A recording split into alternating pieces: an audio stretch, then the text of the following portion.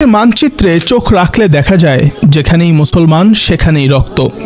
সন্ত্রাসের মিথ্যা অভিযোগে তাদের উপর বোমাবর্ষণ হয়। পেট্রোল বোমায় নয়, ফসফরাসের আগুনে জ্বলে ওঠে মুসলিম শিশুদের মুখ।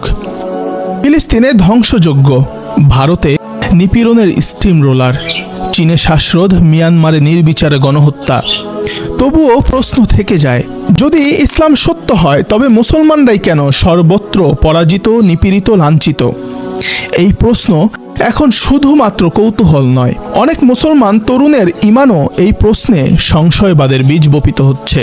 তাই প্রয়োজন এই প্রশ্নের জবাব অন্বেষণ করা, যা কুরআন, হাদিস, ইতিহাস ও অন্তরের গভীর বোধ থেকে উঠে আসে। প্রশ্নটির উত্তর স্টাডি করতে যেয়ে আমরা কয়েকটি পয়েন্ট খুঁজে পাই। এর মধ্যে প্রথম পয়েন্টটি হলো, সত্যের পথে থাকা মানেই বিজয় অনিবার্য নয়, বরং সত্যের পথে অবিচল থাকা পরীক্ষার আরেক নাম। কেউ যদি ভাবে ইসলাম সত্য তাই মুসলমানরা সবসময় জয়ী থাকবে, সম্মানিত থাকবে, সে একজন শিশুর মতো ধর্ম বোঝে। কারণ যারা ঈমান এবং সত্য প্রতিষ্ঠা করতে চাইবে বা সত্যকে আঁকড়ে ধরবে, তাদের নিজেদেরই বহু রক্ত ঝরবে। কারণ মুসলমানরা জালিম নয়। সত্যের পথে অবিচল থাকতে মুসলমানরা মাজলুম হতে পারে, কিন্তু সত্য প্রতিষ্ঠার জন্যে তারা ন্যায়ের পথ বেছে নেয়, কখনো জালিম হয় না।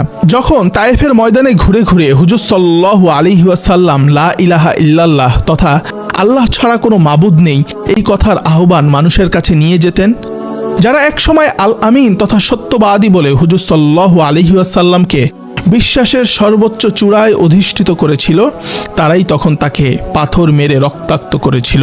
বলছিলাম হযরত মুহাম্মদ সাল্লাল্লাহু আলাইহি ওয়াসাল্লামের কথা।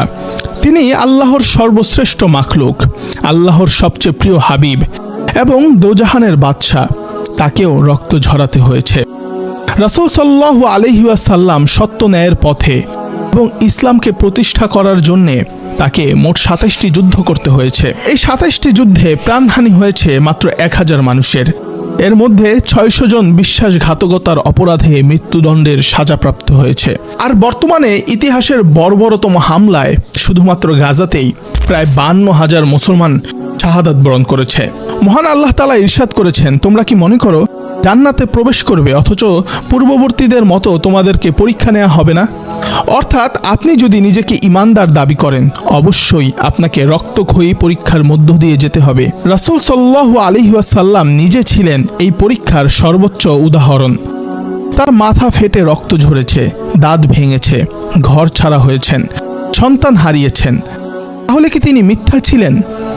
না, বরং তিনি চিরসত্যের জীবন্ত উদাহরণ। দ্বিতীয় পয়েন্ট, সারা বিশ্বে শাসন করা মুসলমানদের এই বাহ্যিক পতনের কারণ খুঁজলেই আজ আমরা মুসলমানরা কেন নিপীড়িত এই প্রশ্নের উত্তর খুঁজে পাওয়া যায়।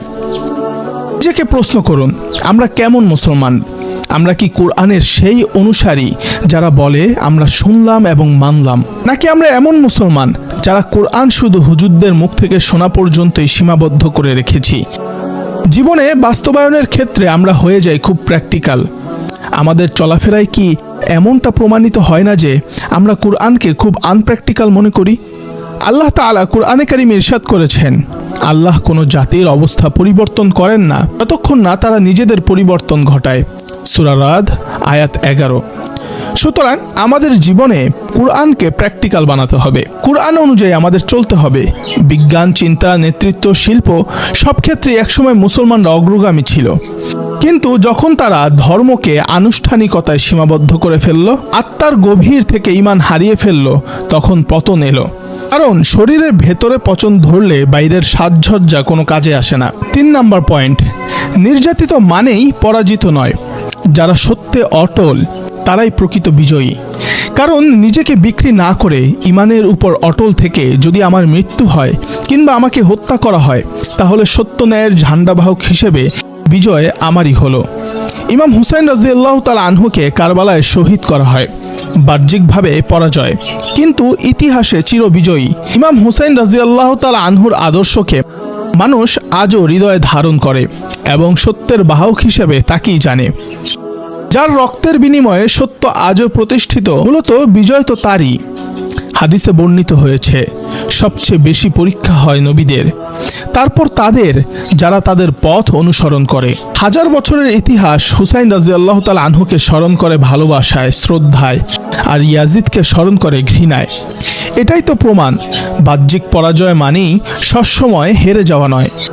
সত্যের পথে কাঁটা থাকবে, রক্ত থাকবে, কিন্তু যারা তা অতিক্রম করে দাঁড়ায় তাদের মর্যাদা আল্লাহর দরবারে সবচেয়ে উঁচু। 4 নম্বর পয়েন্ট, ইতিহাস সাক্ষ্য দেয় মুসলমানদের নিঃশেষ করা সম্ভব নয়। নিশ্চয়ই অদূর ভবিষ্যতে একটা দল তৈরি হবে যারা ইসলামের আসল মর্মকে হৃদয়ে ধারণ করবে। তাদের মাধ্যমেই আবার বিজয় ফিরে আসবে। তাতাররা যখন 1258 সালে বাগদাদ ধ্বংস করল, মনে হয়েছিল ইসলাম শেষ, কিন্তু মাত্র 2 বছর পর আইন জালুতের যুদ্ধে মামলুকরা তাতারদের থামিয়ে দেয়। আবার আন্দালুসের পতনের পরও ইসলাম পৌঁছে মালয়, ভারত এবং তুরস্কে পতন এসেছে, কারণ মুসলমানরা বিভ্রান্ত হয়েছিল, সত্য থেকে সরে গিয়েছিল। আবার বিজয় এসেছে যখন আবার মুসলমানরা ফিরে এসেছিল কুরআন, তাকওয়া, শৃঙ্খলা আর ঐক্যের পথে। 5 নম্বর পয়েন্ট, কষ্ট, অপমান ও রক্ত এটাই তো ইমানের অগ্নি পরীক্ষা। সত্যের পথে থাকতে হলে আপনাকে রক্ত ঝরাতে হবে, এটাই দুনিয়ার বাস্তবতা।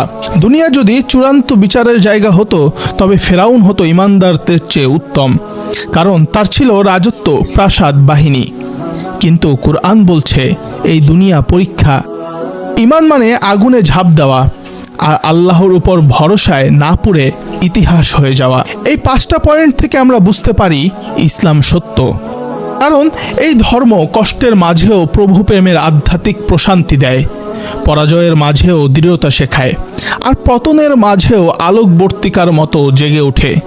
আজ মুসলমানরা নিপীড়িত, লাঞ্ছিত, হ্যাঁ সত্য, কিন্তু যদি তারা ফিরে আসে নিজেদের মূল সত্তায়, যদি তারা কুরআনকে শুধুমাত্র ঘরের কোণে পড়ে থাকা ধুলোমলিন একটি কিতাবের সীমাবদ্ধ না রাখে, বরং কুরআনকে কাঁধে নিয়ে জীবনের প্রতিটি ক্ষেত্রে বাস্তবায়ন করে, তাহলে ইতিহাস আবার ঘুরবে। কারণ ইতিহাস অপেক্ষা করছে আবার এক নবী প্রেরিত জাতির মতো ইমানদারদের জন্যে, যারা কাঁধে কুরআন, বুকে তাকওয়া আর চোখে জাগরণের আগুন নিয়ে এগিয়ে যাবে।